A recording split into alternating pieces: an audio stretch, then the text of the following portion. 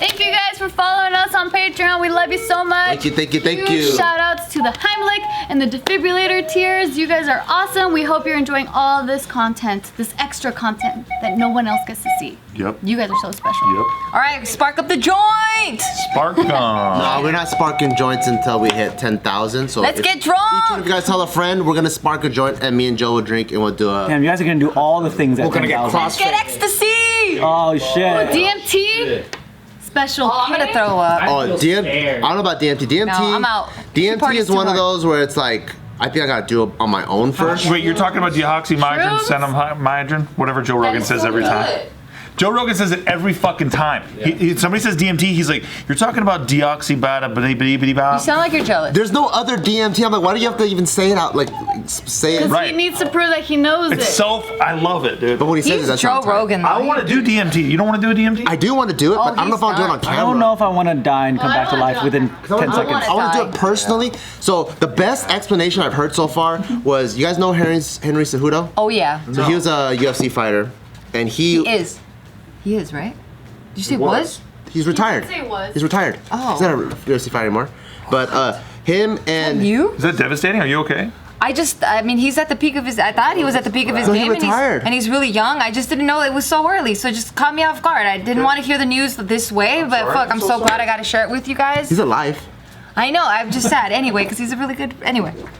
Anyways, he the way that he explained DMT that I thought was really, really cool is when he took it, he says it's a very introspective drug, right? Self-exploring. Self-exploring. So what he did is when he took Self-explore every night. My fucking dude right there. You know he does. He does. and you don't know which part it's gonna be. So He knows. He always knows what part it is. Exactly what part. So he, You know what I mean? You know what I He mean? can get to it. He can get to it pretty quick too. That's what I hear. Yup.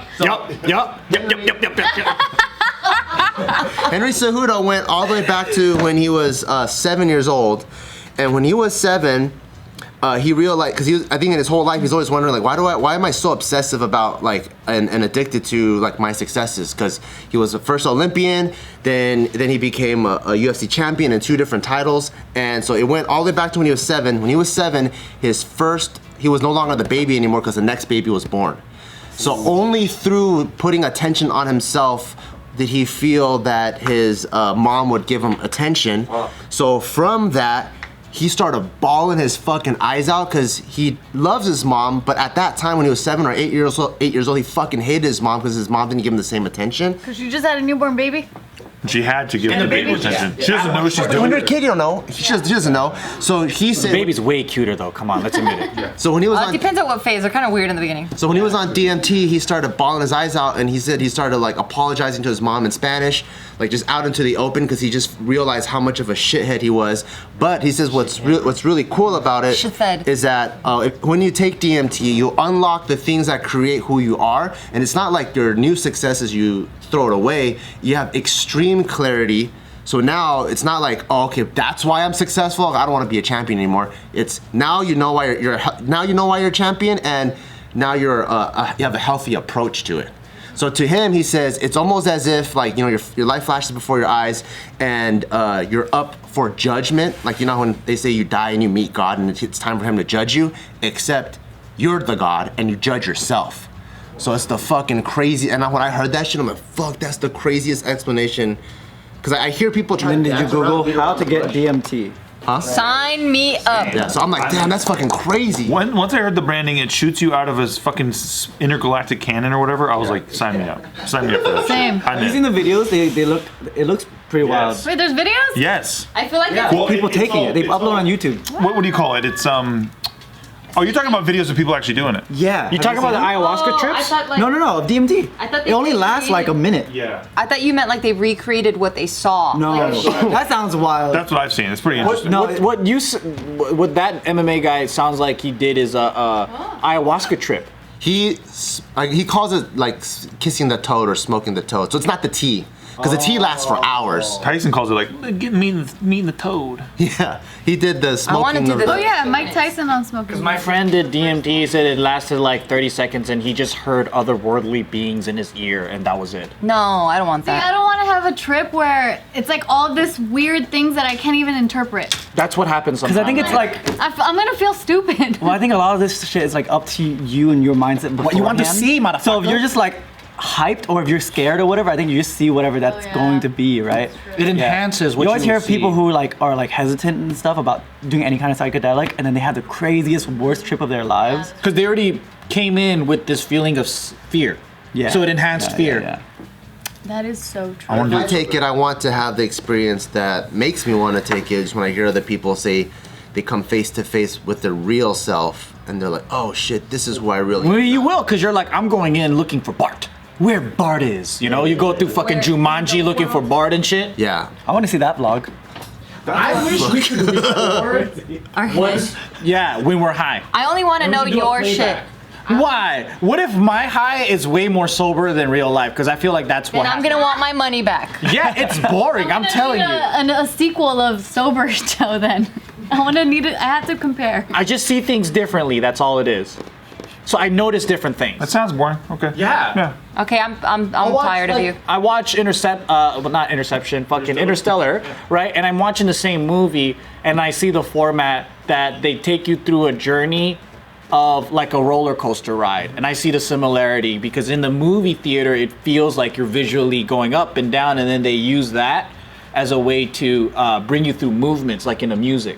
I mean, you've Like seen in a symphony. You've seen Yeah. Space Odyssey, right? Everyone's seen Space Odyssey. No. I feel like that's what DMT is like when, like, you know, the crazy climax of Yeah, the yeah, movie, yeah, yeah. where you're like, is the movie over or not? Oh yeah, it's boring as fuck in one way, right? Like it's very beautifully done. Is that the one with the red eye thing? The red Yeah, eye, with the Hal. computer? 2001. Yeah. Dude, that's that whole movie. I feel like that was inspired by DMT for sure. My friend didn't have a DMT trip, but he did find that similar story to that the childhood story where he was like overweight. And then you guys know him. He's not overweight at all. He's skinny as fuck. But he says as a kid he was super overweight. He always ate and he always couldn't control his eating. And then he uncovered that eating was his way of being significant and getting approval from family members because he's a middle child. And so if he finished his plate, he was a small kid that ate big fucking portions, and he got that "oh my god" reaction, and then everyone's like, "good job," right? So to get that kind of reaction, he always ate a lot. And then he uncovered this when he started to fast, when he started to, because we all have an addiction or an emotional attachment to food. Everyone eats emotionally. Like we don't really eat just for like energy, right? So then once he was realizing that, he uncovered that, and I was like, that's fucking crazy. And you didn't even need shrooms for that? You just figured that shit out on your own? Fuck, dude. You don't realize what things in your environment or even what people are complimenting you for can fuck with you. I know I have a buddy who he can't make something because everyone is anticipating it so much.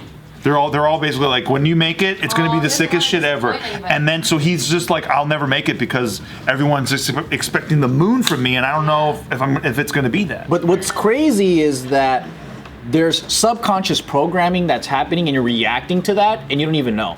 I think, and then you have to uncover that, because like we're all just fucking robots with like computers, right? Basically, we're just downloading things that are happening, and then we make sense of Our it. algorithm is processing it. Yeah. So we can focus on it and make sense of it and misinterpret it, or we have the experience, our subconscious process and makes a label of it or gets traumatized by it, and we forget about it, and then now you just keep reacting to life doing this shit, not even knowing where the glitch is.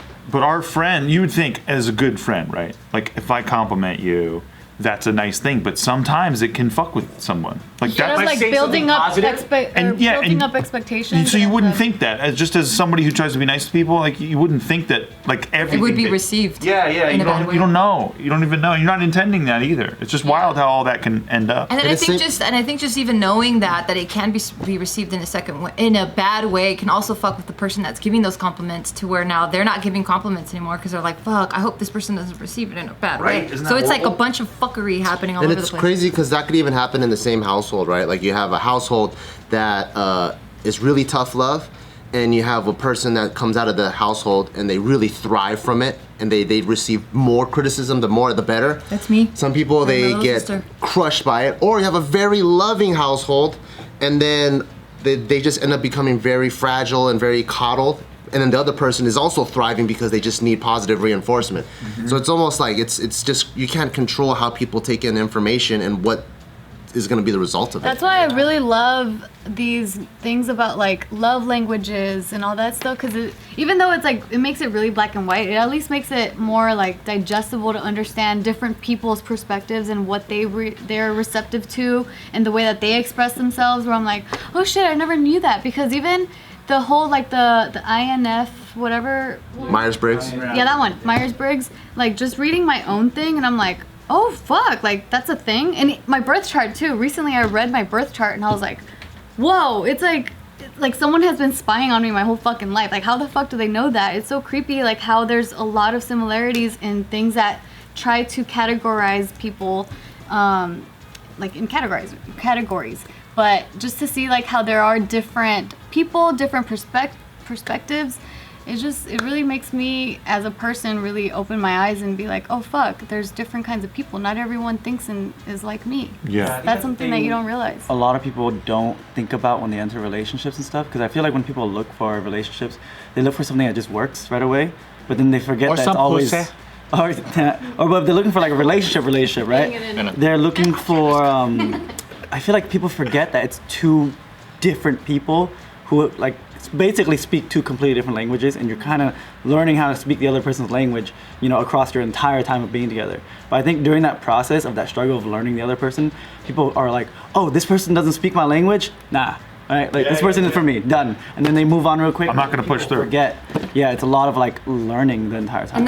And that's very true when it comes to a romantic relationship, but it's also the exact same thing when it's a non-romantic relationship. friendships. It's like the circle, you know what I mean? Family, like all that stuff, co-workers or employees or whatever. It's like there's just these two different dynamics, and you just have to navigate it and just know that not everyone's like you. Everyone has their own fucking struggle, and you have to be very empathetic, and you just have to just operate with a bunch of love, and that shit's fucking hard sometimes.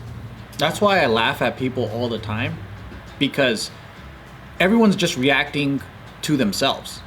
And everyone's always going through life going me, me, me, me, me. Like they don't realize that. So another thing is like even the vocab, like if we're sharing a conversation, right? A lot of the times we might be using the same words but have different meanings for it. Like if I say Christian, right? I'm using that word, but also thinking about my personal history to the church and what I've been through and whatever, versus maybe you have a different experience. I'm thinking about my brother Christian.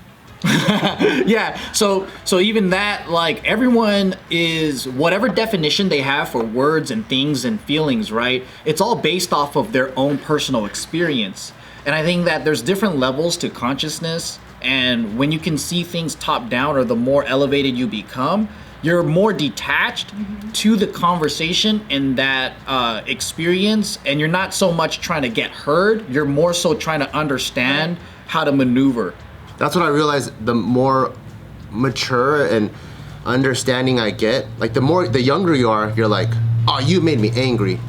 But then as I get older, I made myself angry. You just gave me a stimulus. I could have took it any way I wanted to. Yeah. But I chose to because of my own current shitty algorithm. And they try to tell us this, you know, like Yeah. you control your own or whatever. Yeah. But then, like, I think it's very difficult because that we have that animal brain and that monkey brain that's in danger. And then it's almost like I'm telling you guys, man, we are just gorillas with advanced technology in our brains. Yeah, because even understanding all of that, like what you just said, Bart, like even understanding all of it, it's just so hard to even practice it every moment of the day as you go on to remember that. We are creatures that create the internet and computers, so half of that storage space can be used to jack it off. Yeah. Like, it's the funniest thing on earth. We're also creatures though who use shit having no idea how the fuck it works. Yeah. Which wasn't always the case. Like everybody who used to drive cars knew how to fix their cars. Like, yeah. isn't that crazy? is Like crazy. now we're just like, I don't know how to fix it, you fix it. I don't know how to do this, you do it. And that's why we're losing our cognitive ability more than the previous generations. Remember that other Damn article we right, because we don't have to talked use our cognitive ability for as long. But thanks to the internet now, I know how to eat pussy. Yes. How do you do it? Yeah, how you do it? What's your YouTube. Go YouTube. your Go method? YouTube. Go show us. Oh, damn it. He needs a mirror. You gotta use, go beep, beep, beep, beep, and you go, hi, can I come in? Because consent is very important. You go, beep, beep, beep, hello. You gotta do the clit knock. I'm coming. Yeah. We started with drugs You rang the and we ended doorbell up and feeling. you Take drugs in the middle. No, not right.